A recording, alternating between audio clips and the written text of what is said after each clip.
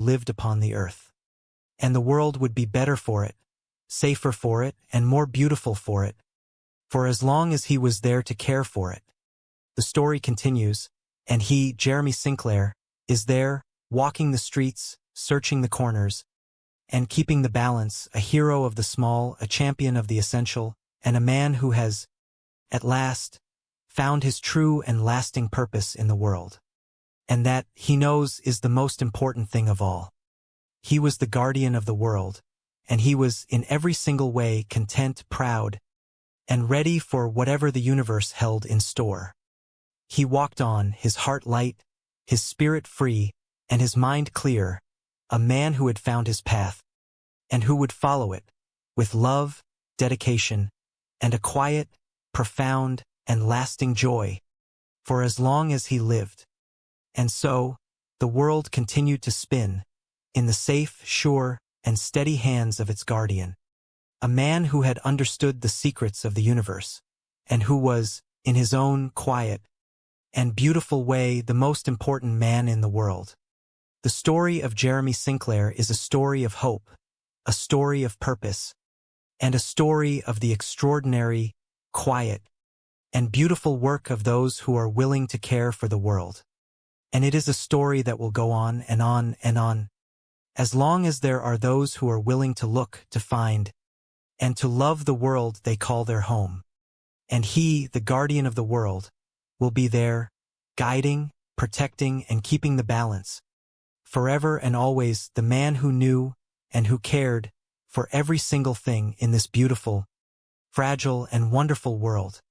The sun sets, the stars come out, and the cycle continues, as it always has and always will, in the safe and steady hands of the guardian, a man who has, at last, found his home in the world.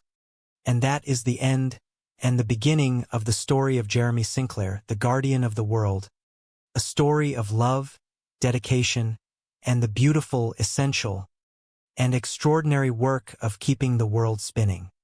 And so, he continues, the guardian of the world, a man who has found his purpose, his joy, and his place in the great, infinite, and beautiful tapestry of life, forever and always, the man who knew and who cared for the world he called his own. The apartment was a labyrinth of junk, a metallic forest where bicycle spokes grew like tangled vines and abandoned doll parts stared unblinkingly from every corner. To any normal observer, it was a fire trap, a hazard, a monument to the encroaching madness of an old man named Edgar Witherspoon. To his niece, Cynthia, and the mounting list of terrified tenants in the building, Uncle Edgar was simply a nuisance, a loony, a genuine wacko who spent his days dumpster diving for chrome coat hangers and patent leather tap shoes.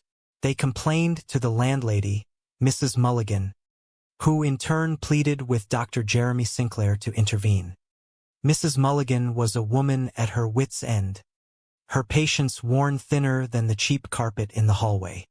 She spoke of the incessant searching, the bizarre requests for yo-yos by 6 o'clock or the limbs of broken dolls, and the constant fear that the next pile of refuse would be the one to ignite. She was desperate, and Dr. Sinclair, a man of science and structured reason, found himself standing before the door of apartment number 4, armed with nothing but good intentions and a healthy dose of professional skepticism.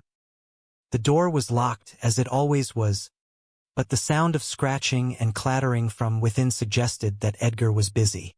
Sinclair knocked, his voice calm and measured, attempting to establish the professional distance required to diagnose a man whose reality seemed to have splintered. From inside came the voice of a man entirely occupied by invisible pressures, a man who viewed the world not as a collection of people and places, but as a precarious house of cards that needed constant bolstering.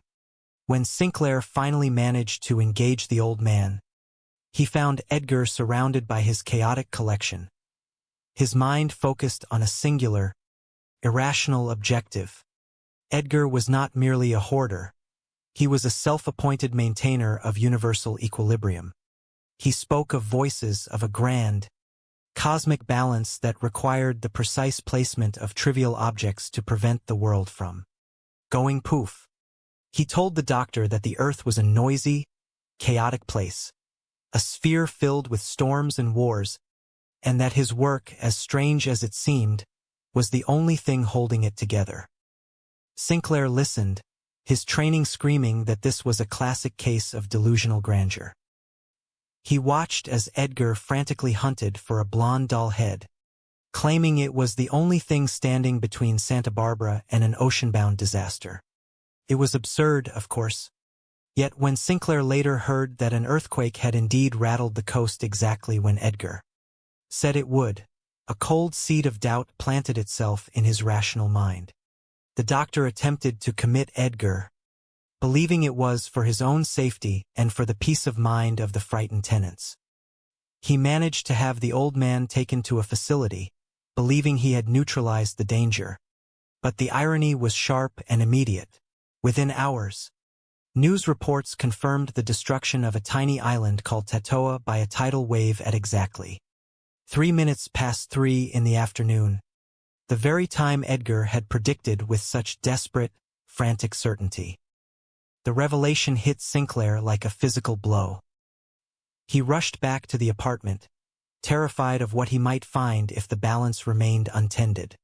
He found the room silent, the strange sculpture of odds and ends standing motionless in the center of the floor.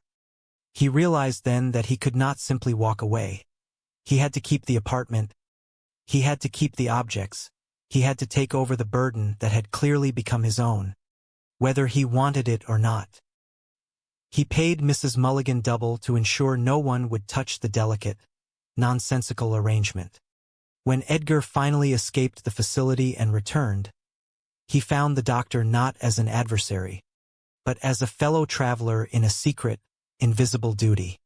Edgar was relieved, almost lighthearted, ready to move on to Miami, leaving behind the heavy mantle of the world's stability to a man who had only moments ago scoffed at the very idea of it.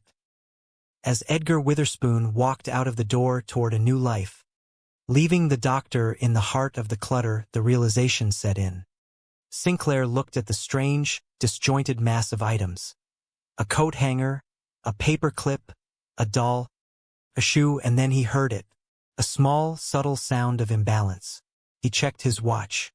It was nearing 7 o'clock, and the world was already demanding his attention. He did not ask how it worked, nor did he try to explain it through the laws of physics or psychology. He simply looked for a ping-pong ball. The doctor who had come to cure the patient had become the patient of the universe itself. He knew, with a sudden and terrifying clarity, that if he did not find that specific item in the next few minutes, the consequences would be dire, not just for the building, but for everything beyond its walls. He had become the custodian of the impossible. His medical practice would continue. His patients would still come to him with their anxieties and their fears, but he would forever live in the shadow of this quiet, secret, and absolutely essential responsibility. He looked around the room, seeing not trash, but the gears of existence. He felt the weight of the air, the vibration of the planet, and the urgent, nagging necessity of small, precise adjustments. He was the replacement, the new apprentice of the strange. And as he began to scramble through the piles of junk that he had once called garbage, he realized that his education had only just begun. The irony was total, the entrapment was complete, and the doctor, the man of science, the seeker of logic, understood that he would spend the rest of his days looking for tambourines and bits of string to keep the sun rising and the tides receding. In the quiet of that room, the doctor understood that the world is a fragile place, held together by